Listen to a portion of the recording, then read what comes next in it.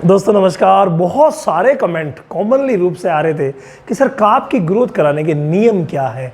आज मैं आपको काप की ग्रोथ कराने के 7 स्टेप्स बताने वाला हूं। अगर वो 7 स्टेप आपने फॉलो कर दिए तो आपके घर पे जो काप जन्मा है उसकी ग्रोथ बहुत ही शानदार हो जाएगी। वो कौन कौन से 7 स्टेप है जल्दी से जल्दी जान लेते हैं। देखिए, नंबर 1 अगर स्टेप की बात करें तो वो है सीमन का चुनाव।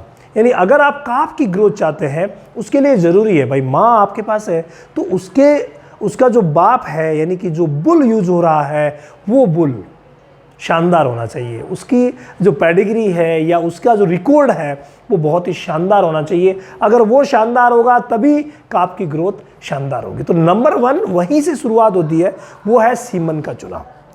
नंबर 2 जो बात है वो है माँ की सही देखभाल। देखिए, जब भी गाय भैंस गर्भवती होती है तो उस समय जब गर्भ में बच्चा है उस समय अगर सही देखभाल होगी तभी बच्चा अच्छा जन्मेगा।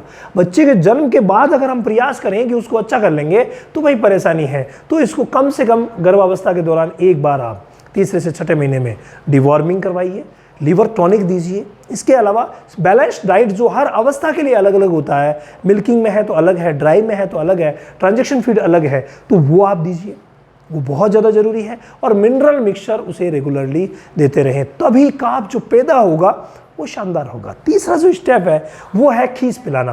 पैदा होते ही 1 घंटे के भीतर अगर आप खीस पिला देते हैं, उसके वज़न का 10% हिस्सा पूरे दिन में पिलाया जाता है, तो उसको 3 या 4 हिस्सों में बांट करके और आप अगर खीस जल्दी से जल्दी पिला देते हैं तो वो भी भाई इम्यूनिटी के लिए बहुत ही शानदार रहती है। जीवन भर उसकी विभिन्न रोगों से रक्षा तो करेगी, साथ में उसको पोषण प्रदान करेगी, ऐसा पोषण जो उसे जीवन भर की शक्ति देगा, मोटा तगड़ा होने में मदद देगा। तो वो ज़रूरी है। इसके अलावा एक स्टेप और ज़्यादा ज़रूरी है और वो है नाला काटना। कई भाई जो है वो इस स्टेप में गलती कर देते हैं। तो नाला काटते समय साफ ब्लेड का इस्तेमाल कीजिए, बेटाडिन लोशन लगा दीजिए और कुछ दिन लगाते रहिए ताकि नाले में किसी तरीके का इन्फेक्शन ना हो। अगर नाले में इन्फेक्शन होगा तो भाई वो काप कभी भी ग्रोथ नहीं कर पाएगा। तो ये बहुत ज़्यादा ज़रूरी चौथा स्टेप है।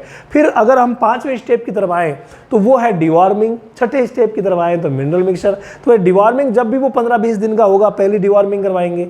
उसके बाद सेकेंड डिवॉर्मिंग की अगर हम बात करें तो सेकेंड डिवॉर्मिंग फिर 1 महीने बाद करवाएंगे, फिर 1-2 महीने बाद। यानी इस तरीके से उसकी डिवॉर्मिंग, पेट के कीड़े मारने की दवा देना बहुत ज़्यादा ज़रूरी है। और अगला है मिनरल मिक्सचर। काप को भी आपको मिनरल मिक्सचर देना चाहिए। जब काप स्टार्ट करते हैं हम, जैसे अगला टॉपिक खानपान का है, तो खानपान में अगर हम लें, जब भी खानपान स्टार्ट करते हैं तो उस समय 15 दिन का जब वो होता है तो थोड़ा थोड़ा उसको हम अनाज, जो दलिया है, जो काप स्टार्टर है, वो थोड़ा थोड़ा देना शुरू करते हैं। उसमें मिनरल मिक्सचर मिक्स होना चाहिए।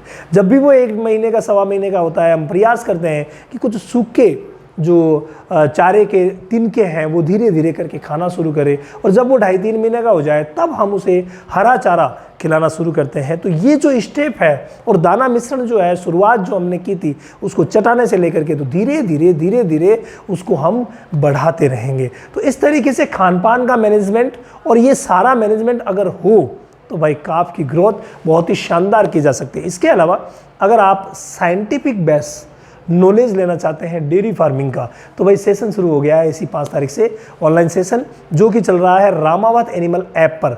तो वहाँ चले जाइए और कंप्लीट नॉलेज डेयरी से रिलेटेड आप प्राप्त कर सकते हैं।